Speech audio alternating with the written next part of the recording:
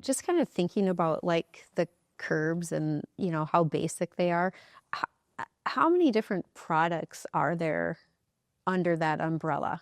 Because I run into a lot of people and, well, what do you do? Well, we manufacture curbs, and they instantly go to the concrete out on the street.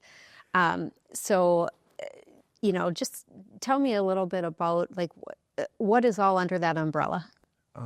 So when you think of curbs, there's basically two major differences. There's new installation. So when a building's being constructed and they're putting HVAC equipment on a roof, there's things such as straight curbs, pitch curbs, fan curbs, isolation curbs, lots of things just for a brand new instance of some kind of a HVAC equipment.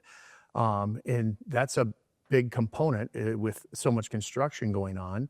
And even on an existing building, if they're adding something because they've added a piece of equipment inside the space that is now generating more heat and things like that, you could have a building that's been around forever and they have to add new equipment. And they would use any one of those types of products.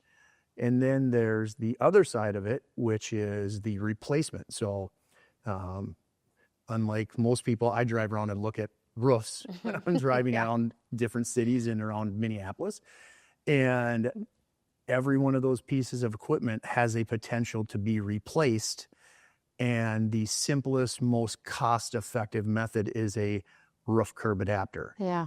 It just saves them a lot of construction costs. They don't have to do any ripping apart of the roof, anything like that. It's just a simple remove the old, put the adapter on, put the new on.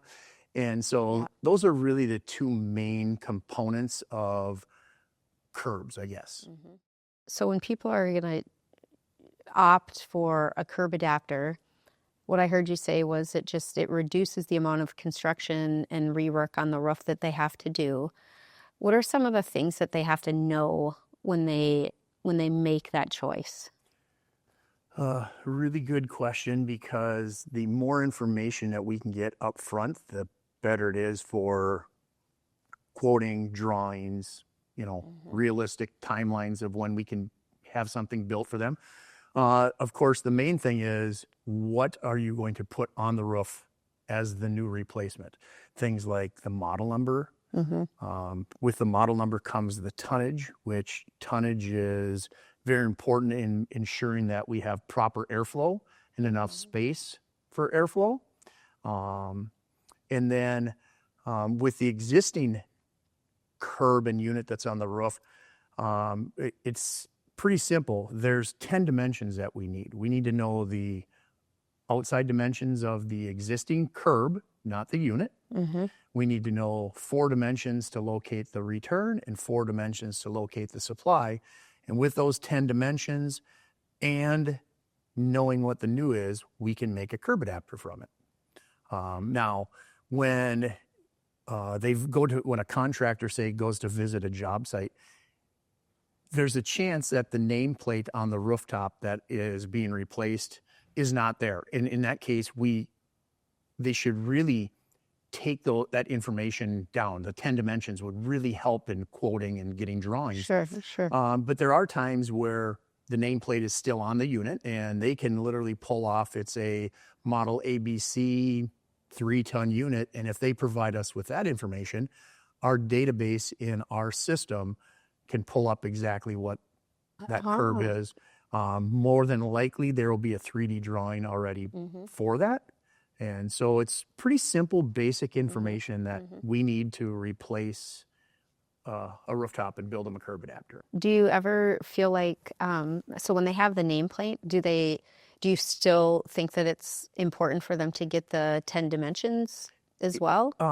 I always tell people that you're there, take the 10 minutes to get the 10 dimensions, just to make sure, because it might be a model ABC, right?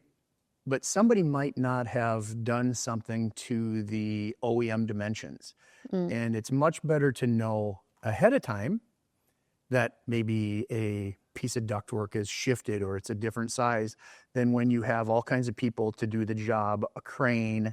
trucks, electricians, people there, and then find out there's an Right. issue. Yeah. And now you've got all these people you're paying for their extra time to do this. So it's in their best interest to verify, and that's Yep. where we like to use is verify what is on the roof. Yep.